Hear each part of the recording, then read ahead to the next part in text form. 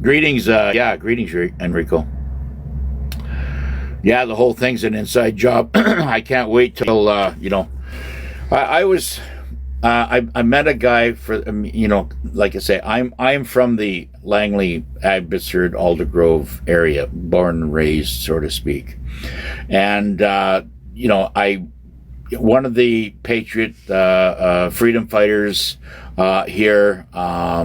I took them into Guildford to do the money exchange, and then of course she invited us over to the house to meet her family and all that. Great, and they're very open, very nice family, beautiful people, and it looked like there was a lot of people kind of living on the site there in Langley, and Ben, her husband, has a really nice setup there, and she said before she got there, she says, "So don't."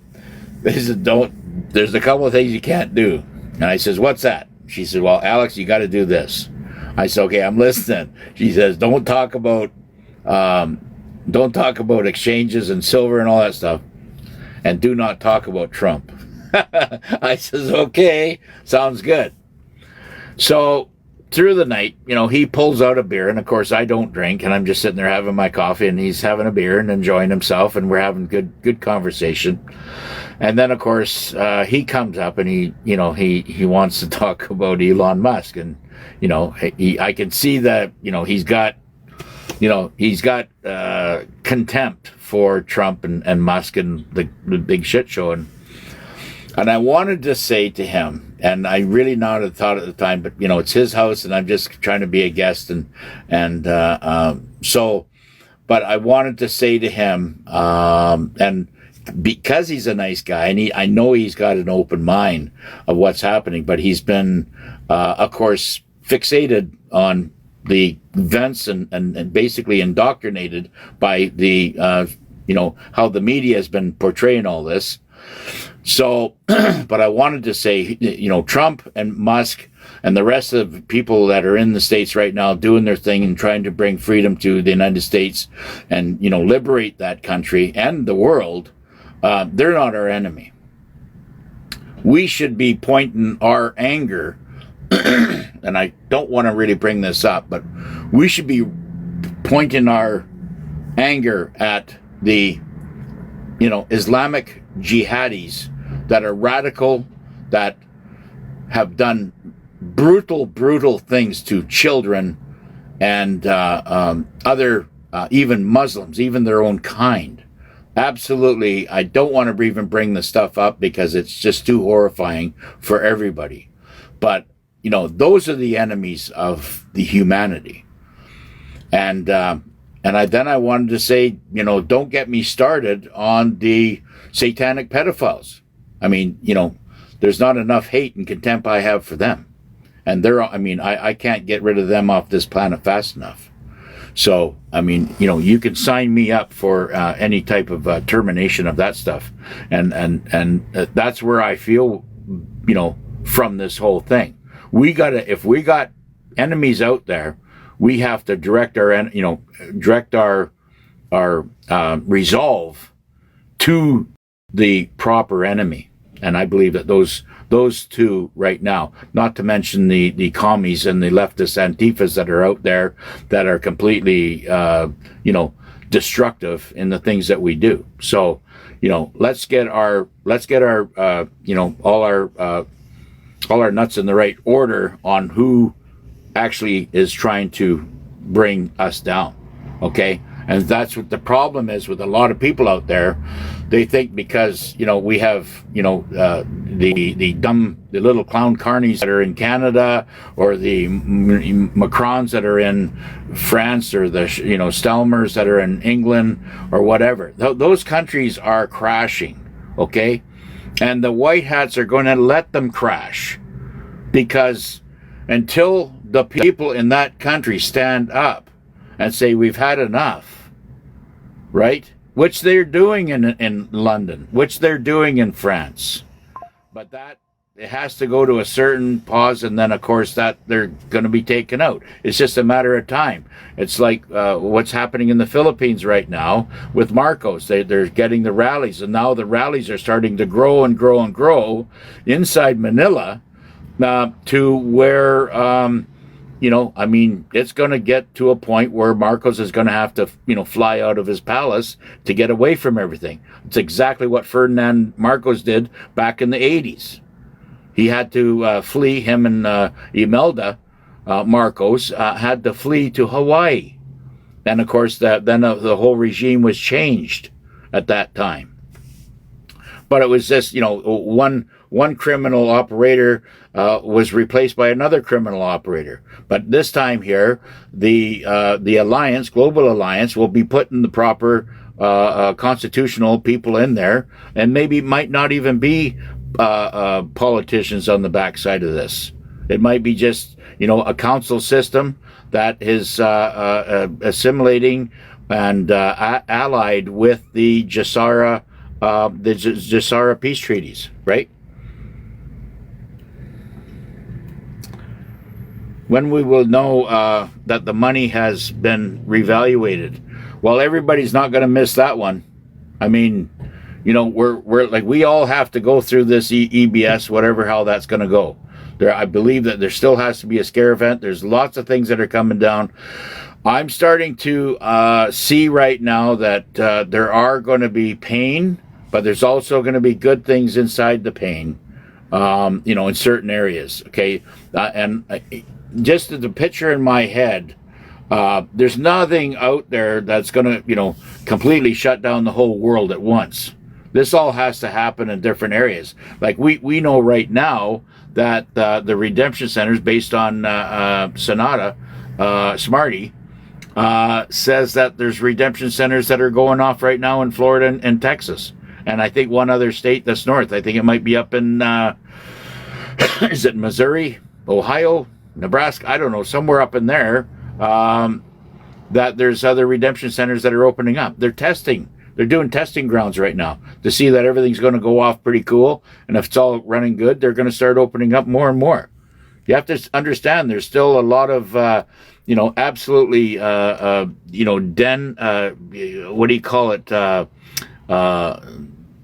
NPCs that are absolutely brain dead, and they're just focused on causing chaos and all kinds of disturbance. And they're picking them up. I mean, when you got 30% of the planet, that's a pack of people, and that's why they want to make sure that we're going to be safe. When we start doing these transitional financial swaps, right? We bought a huge gun safe. Yeah, perfect, fireproof. And that's just excellent, bolt it down to and wait how this is all going to play out. It's going to get bad. I mean, if this market goes, and it's like I said, they hit the food banks, and, think about this one. The Trump or the commander or whoever was in operation of that said no more food stamps because there's 44 million out there that are driving in Mercedes cars, doing these food stamps things. There's even, scandals and scams going on there. They're picking up, people that have this scam thing going on, this Ponzi scheme on food stamps. So they've cut it all off. So there's 44 million people out there running around trying to figure out, oh, maybe I should go back to work, or maybe I need to have money. I don't know how this is going to play out, but that's a lot of pain. That is a reality shot in their world, and that's 44 million people in the United States right now that otherwise would have been just able to go to the grocery store and pick up whatever they wanted. They can't do that no more. And I believe there's a lot of pressure in Canada right now because there's over 200,000 homes that are underwater. And what I mean by that means that the people that are paying mortgages on those homes the mortgages are worth more than the house itself, and they know it. They know it because all they have to do, if you're a homeowner right now and you're living in, say, Abbotsford okay, or anywhere in Canada, and your house is, you might say, well, it's worth 500,000, but your mortgage is, maybe 350,000 on it, and you got 150,000 equity in it. But now you can't even sell it for 200,000 because of the economy. So now you're kind of stuck between a rock and a hard place. And there's more than 200,000. That's residential only. That's not including all the industrial. Do you know how much industrial parks and empty warehouses are around in Canada right now? It's staggering. Very staggering. The only one that's doing good business are the storage units. They're storage units because people are having to downsize. They're having to get out of their big house, take the haircut, whatever they're doing, and get rid of all their stuff that they got. They got to put it in storage because they don't want to get rid of it. And they're having to go to a smaller house or maybe even an apartment because it's cheaper for them. People are freaked right out right now because of everything that's going on. So, we all have to prepare ourselves, right? I sent my little woman down to there, and they're taking the laptop to a tech to get fixed in the Philippines. So when I get there, I can get that thing cranked up and get some better communication happening. Yes, buy silver. Silver's the game. It's so, and even us talking about this silver right now, that we think about everything that's happening. And all these different uncertainties that we're faced right now. Silver is the stable coin. It's the stable coin. And you might not think about it right now. You say, geez, I don't have $50 or I don't have, $75 or $80 Canadian to buy one coin. I get it. I understand that. So jump to copper. Jump to copper because copper's gonna, it's gonna go too. What happens when silver runs out? Don't think it won't. What happens if it does? There's panic buying right now. You go to the silver metals right now, and they're during the week and from Monday through Saturday. Sundays are a little bit quiet in the morning, but Mondays through Saturdays, the lineups are any in the afternoon are anywhere between 30 to 40 deep to get in. That's a lot of trading going on, man. That's why the VBCE only has the silver coin left. I said, so how much silver do you have? Well, we got some of this, and we got 10-ounce bars here. We got a 1 kilogram bars over here.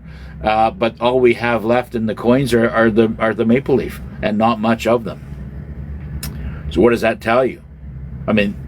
Before you could have your pick of 50 different type coins, some from Australia, some from different banks that like to put their own coin on it. They even had one yesterday from the TD Bank, a TD Bank silver coin. I'm going, what is going on here? So that's not a very popular one, right? So that's what I'm saying is all the popular coins that like the buffalo heads and the eagles and stuff like that, they're all gone. You have to wait. How do we know which amount of currency, and we should get if we don't have a ton of money? Well, like I said, go after the Vietnamese dong. That is your biggest bang for your buck. That's Canadian is 18,700 to 1. That should explain everything there. You got $100, that means you got 1.8 million. You got 1,000, that means 18 million dong. Okay? And the next one would be Indonesian rupiah, which would be, I think it's like 12 or 13,000 to 1. Okay?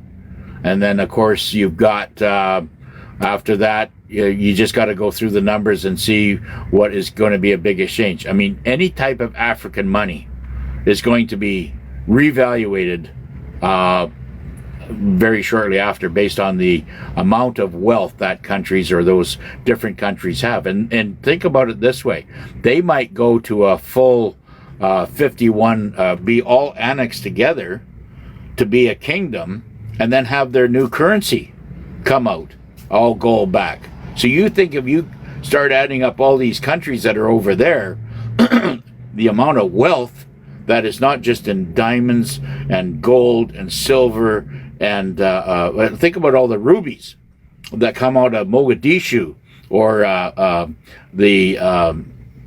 those different spots that they find. What do they call that? The Serengeti. All the emeralds that come off of there. Oh my God, that country is so rich, and who knows that thing? Then their money might be $3, $4, $5 to a treasury note. Yeah. Thank you, Donna. I love you too, dear. For all the truth, I know, like it says, it's what else? We have to get the truth out there. You know what I mean? This is what we're all here for, is to find the truth and nothing but the truth, right? Do you need to buy be a national to hold dinar? No, you don't. You can go to if there is an exchange place, and this is something I really, really forgot to do. But you know what I think about it? The dinar is a good investment, but it's only 1,300 to 1 American. Maybe, what, 1,600? There's other currencies out there that are a lot more than that. You can go to get the Colombian peso for 4,000 to 1, or the South Korean krone for 2,000. So I don't know. I mean, the dinar, okay. I mean, 1,300. That's a good deal. But I'm getting even a good exchange rate on my Philippine peso. I mean, if you go to Mexico, with their economy or whatever, and how many millions of people live in Mexico? How big is the country? What is it? Is their GDP? What's their national asset? And they're only 13 to 1. So you got to have 13. You get 13 pesos for 1 American dollar, or 14 or 15, whatever it is, right? Hang on. Sorry. So, you got Mexico here, south of the border, bordering on the United States. You got, what, 60 million people in Mexico? I don't know. I'm just guessing. And, and what's their GDP? What's what is their national asset? What's their rare earth mineral asset? Okay? Then, and yet that peso is, you get 13 pesos or 14 pesos for 1 American dollar. I'm just throwing numbers out there, okay? And now I compare that peso with the Filipino peso. Now you got the Philippines, which is, halfway around the lower hemisphere, with 7,400 islands, that has 110 million people in it. Not to mention all the patriots that, the nationals that are living there, expat, call them expats, right? And they've been living there since the days, even before the days of Vietnam. They've set up house there, and that's where they want to live. And so you have that. They have so much gold. They're probably one of the richest holders of gold. Not to mention what the Chinese have brought in from China back in the 14th century when they were gold mining in China. And then, of course, the warlords come after them because they wanted all the gold and everything else. And they had to flee and be basically exile themselves over to the Philippines. That's what they did. They put them down there because the Philippines had 7,400 islands. They picked a couple of them and they hid and buried all their treasures there. And that goes back 600, 700, maybe 800 years. I can tell you lots of history behind the Philippines. But why is that peso 42 Canadian, and it could be, I think it's 58 or 59 pesos per American dollar? Why is that? When their economy, I think, is like 10 times stronger than Mexico. Tell me that doesn't make sense. I want to make sense out of all that, and it's not making sense to me. This is why that reevaluation is going to be reevaluated of all the currencies on the planet based on the rare earth minerals that each country holds. And that's, I think Trump's working on that. And, you know, like I said, family, make no mistake, Trump is working with Putin and Xi Jinping to bring this whole new world together. Okay? Make no mistake. He's up to here in BRICS money. He's invested hard in it. He's ready to go with it. And he's ready to pull the rug out from underneath all the rest of the cartel and the globalists and whatever they're doing. And they're constantly, do not believe anything on TV. Exactly. And I always preach a little bit there on that, Toei, is cut your cable. It's absolutely useless at this point. I mean, you could cut your cable and then, get the VCR and put the disc in and we'll have a movie night, and that's great. A lot of, we should all be watching sci-fi movies, so start learning of all the technologies that are out there that we have, because whatever is on TV in those more down the line, all right? So get to know them.